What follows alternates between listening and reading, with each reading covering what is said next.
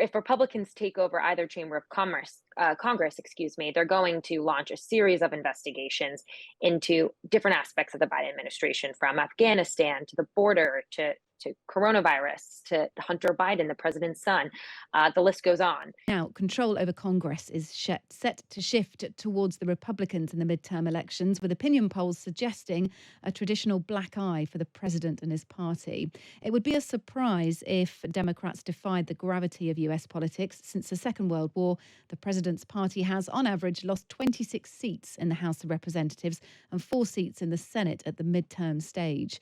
Well, as we move towards the vote, President Biden has been campaigning close to home in Maryland before speaking in Washington tonight. Meanwhile, former President Trump is in Ohio, where we'll go to shortly.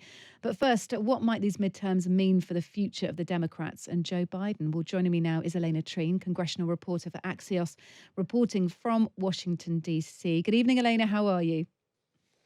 Good evening, Kate. Happy to be here. Really nice to be joined by you. Let's just get a sense, first of all, if you don't mind, in pretty straightforward language about why these midterms are so important. Well, they're incredibly important. And every election is important, of course, but it's a huge election because, I mean, in the House and Senate, you have right now Democratic control over both chambers, as well as Democratic control of the White House.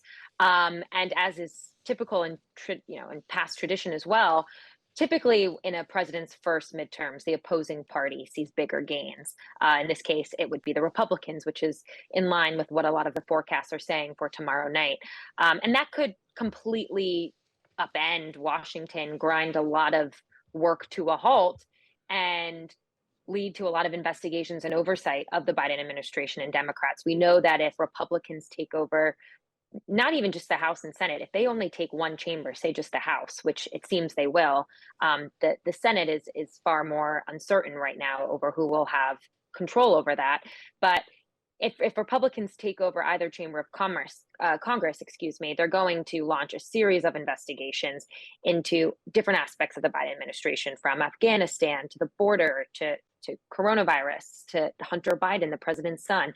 The list goes on. They also will really be a block on a lot of really important legislation. I mean, the days of seeing the reconciliation bills like the Inflation Reduction Act or the American Rescue Plan and COVID relief funding that Democrats use with a party line vote to pass, that will not happen, of course, in a divided government. And also, we're going to see a lot of fights over necessary and mandatory things that need to happen, like raising the debt ceiling or keeping the government open and funded. It's going to be a big struggle in Washington, and we often see things grind to a halt. And people complain about that already in Congress. It'll only be worse in a divided government. Yeah. So not only will little business be able to be done, but the Republicans will launch a sting. They will basically launch a series of investigations into the Democrats as they go on the assault. This is, of course, if they can take control of one or both the House and the Senate. Joe Biden has been accused of hiding away a little. I wonder if his popularity is an issue here. There's a cost of living crisis, but also I know he's been speaking or will be speaking in Maryland. He hasn't sort of been out and about hugely, has he? And some people are sort of asking if his part in all this is being limited. Well, Kate, I'd argue he has been out more recently in the past several weeks than he had been throughout the 2022 campaign cycle. But I think you're right. If you looked at former President Trump, for example, I mean, he was campaigning constantly in the lead up to his first midterm elections, and I'd argue more than Joe Biden. But it's tough. And I mean, I think a lot of candidates as well have chosen not to campaign alongside him, especially those in very tight competitive races where his presence might not be as helpful. And his approval rating is definitely tied to what will happen on Tuesday, tomorrow night, here in the United States. I mean, his low approval ratings, they remain in the low 40s. And you're right, inflation, the economy, gas prices, a lot of the things that are top of mind for voters across the country will in large part be a referendum on President Biden, and people are blaming him for that. And we see this often. I mean, the midterms are often a referendum on the president in power. And so we'll have to see what happens tomorrow night. But his lagging approval ratings and a lot of the issues that people care most about will be tied to President Biden, his performance. President Trump, meanwhile, is in Ohio. What is his part in all this? Why is it so significant to see him out and about? He's a big draw, but this also has an effect on what happens in the next US presidential race, potentially. Oh, yes. Former President Trump, excuse me, will likely be announcing, as early as tonight, but we're here, it could be as early as tonight, but definitely in the next few weeks, is expected to announce his 2024 bid to run for president yet again. And he's going to use, regardless of what happens, I think, he has a lot of candidates that he has tapped. If you look at the Senate, Herschel Walker, J.D. Vance, Blake Masters, Mehmet Oz in Pennsylvania, a lot of candidates in these crucial races were handpicked in some cases by the former president himself, who threw out early endorsements behind them.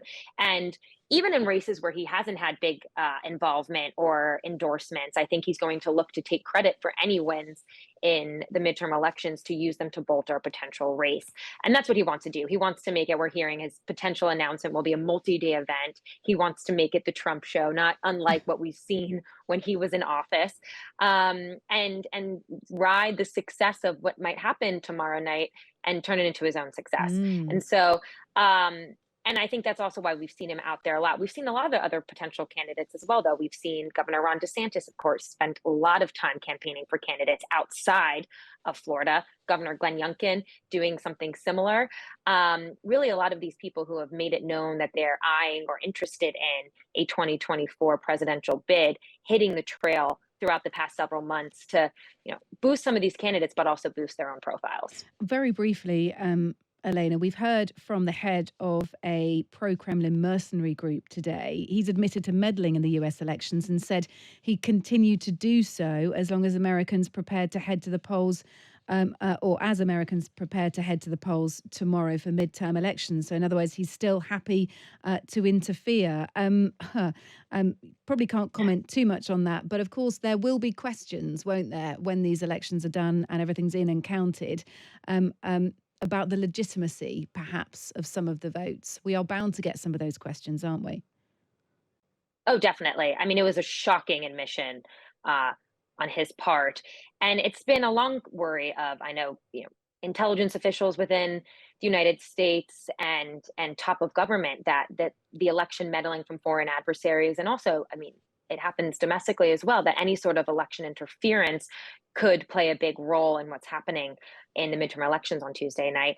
And I'd also just really quickly add that Donald Trump, in his denial of the results in 2020 and saying that election was stolen, has in many ways given a lot of candidates across the United States a little bit more leeway to argue the same thing and Yeah. argue about the integrity of their elections and the credibility of what's happening. And I know a lot of people are very afraid of that, and election workers, poll workers, state secretaries, all of them worrying about the confrontation of whether there's going to be a fight over the results and people trying to deny the outcome of what happens tomorrow night. Yeah, that will be a conversation probably for later on in the week, as some of the results may not come through until Friday, but loads up for grabs. It'll be really interesting to see how it plays out. Alayna Treene from Axios, thank you so much for speaking to us. Thank you.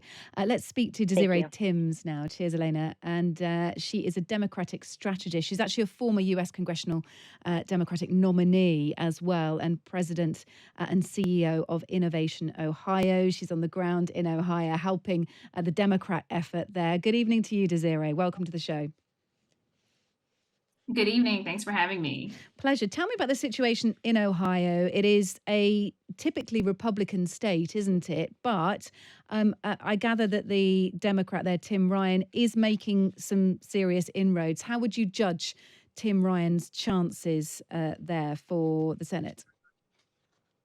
Yeah, so Ohio is what I would prefer to say is a rigged state or a non-voting state. It's not necessarily a red state. It's a state that President Barack Obama won twice, and Senator Sherrod Brown, who's a progressive Democrat, ran in 2018 and won as well. So it's all about the message and how you talk to voters. Voters from small towns, mid-sized cities who lost their jobs in manufacturing, right?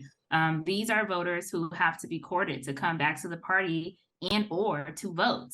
We also have a lot of colleges and universities. The campaign that Congressman Tim Ryan is running is awesome. He is doing a really good job of talking about workers, manufacturing, and the Democratic plan to rebuild our economy from the ground up. And so I think voters are listening and voters hear that. And it's a very good contrast to JD Vance, who was endorsed by Donald Trump, who has very conservative and extreme views, such as, not believing in climate change. They are denying the results of the 2020 election and pretty much anything that President Trump wants to hear. JD Vance and Republicans who are vying for that endorsement or that stamp of approval from Trump, they pretty much say whatever he likes. And voters see that and voters hear that. Now, Donald Trump is in Ohio, isn't he? Has he touched down there yet there now? Or has he touched down I don't yet? know. Yeah, I don't know if he's landed yet, but Donald Trump will be here in Ohio tonight. And there are many different rumors. One is he's campaigning for JD Vance, and the other is he's campaigning for himself. We don't know, which you never know what Donald Trump is going to do. But his attempt to go to Southwest Ohio and Dayton, where I'm from, to try to get some of those particularly white working class rural voters to come out and vote is certainly a pre-election day strategy on behalf of the Republican Party. The question is whether or not it will work. I don't think so. I think Tim Ryan has out fundraised JD Vance since the beginning. He's been on air, on TV, radio, and on the ground a lot longer than JD Vance, and I think his name ID is stronger. And he also has Republican support. So there's also within Ohio a group of Republicans who are rejecting this extreme Republicanism that we're seeing. The extremism is not always a good selling point for traditional Republicans.